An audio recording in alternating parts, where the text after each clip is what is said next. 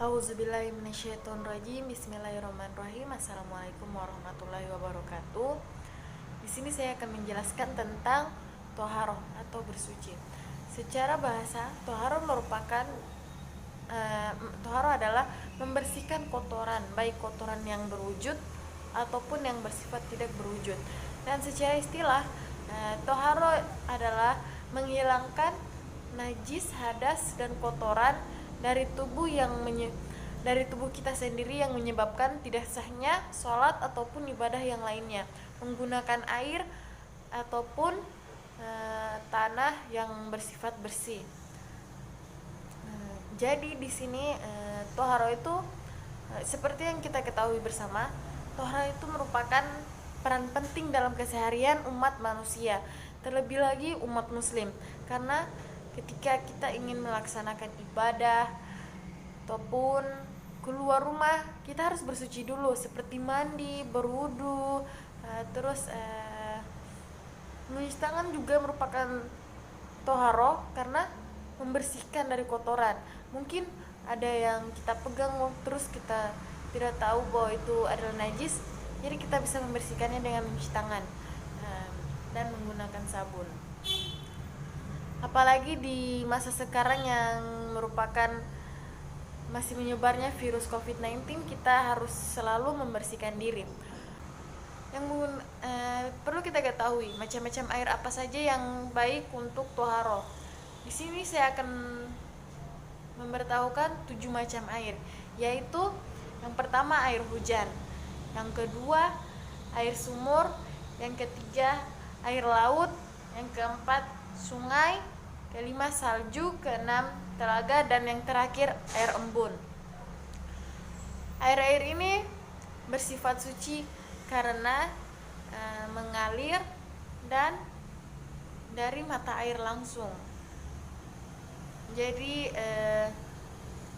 seperti yang kita tahu tadi, dari macam-macam air ini bisa kita simpulkan mana air yang tidak boleh untuk bersuci dan mana yang boleh untuk bersuci. Sebagaimana hadisnya Rasulullah SAW bersabda, laut itu airnya suci dan menyucikan, bangkainya pun halal.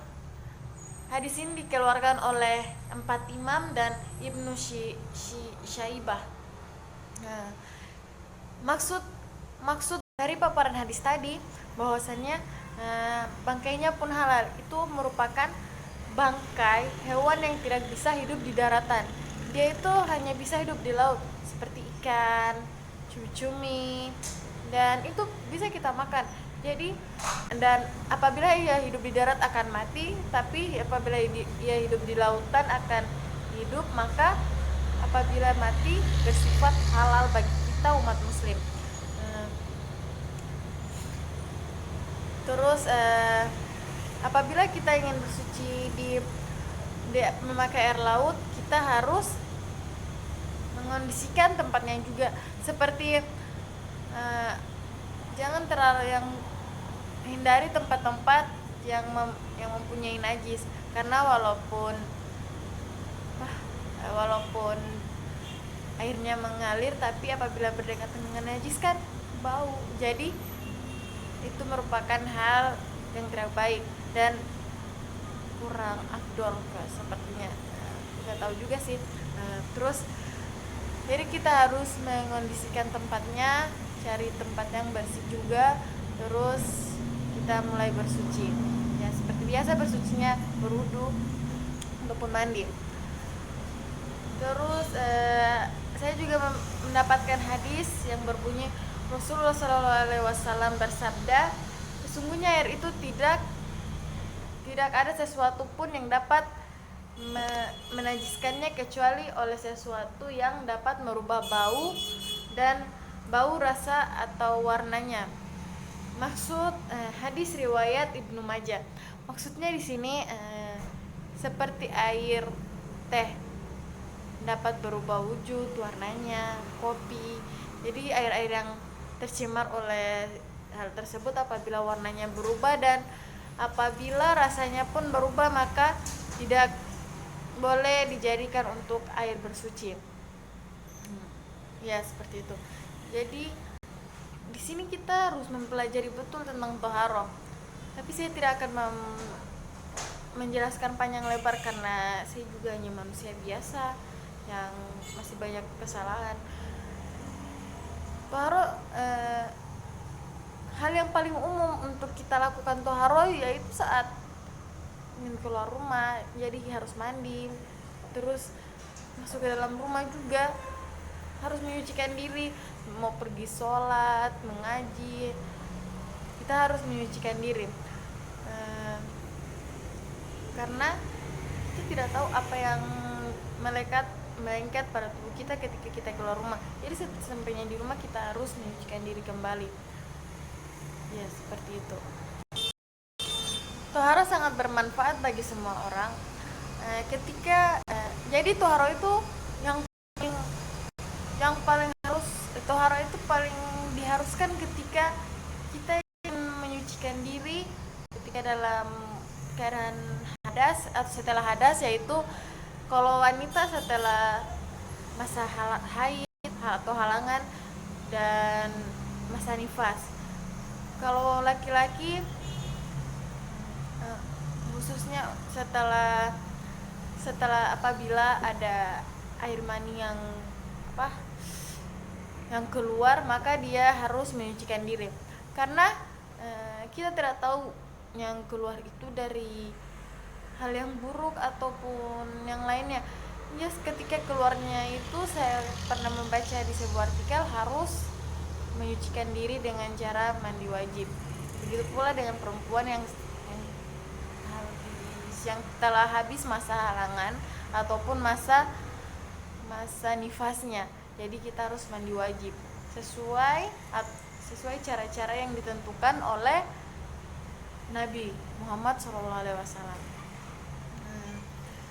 Selanjutnya, toharoh berguna untuk semua orang yang toharoh juga dilakukan bagi pasangan suami istri yang habis berhubungan badan atau berhubungan intim, ya kan itu sangat penting karena setelah hal-hal tersebut kita harus menyucikan diri kembali seperti yang dicontohkan oleh Rasulullah SAW. Setelah ia melakukan berhubungan badan dengan para istrinya, maka Nabi akan langsung menyucikan diri kembali. Dan itu juga wajib bagi kita umat muslim, harus menyucikan diri. Dan di sini ketika kita menyucikan diri dengan cara mandi, ada hal-hal yang tidak boleh kita lupakan, yaitu sebagaimana Rasulullah SAW bersabda, janganlah seseorang di antara kamu mandi dengan air yang tergenang atau tidak mengalir ketika dalam keadaan junub. Hadis riwayat Muslim. Nah, di sini jadi air yang tergenang itu seperti ketika kita mandi di kolam, kan airnya tidak mengalir. Air kita mandi di kolam ataupun di bak mandi, dan ini tidak akan mengalir. Jadi kita tidak dibolehkan untuk bersuci di air yang tergenang, apalagi setelah junub, dalam keadaan junub. Ya. Dari sini kita tahu bahwa kita harus menggunakan air yang mengalir, yang bersih, yang tidak boleh tergenang. Ya, seperti itu. Mungkin cukup sampai di sini. Sekian, wassalamualaikum warahmatullahi wabarakatuh. Dan pesan saya, apabila masih ada yang belum dipahami, bisa searching sendiri di Google, di Instagram, ya seperti itu. Baik, saya undur diri, sampai jumpa.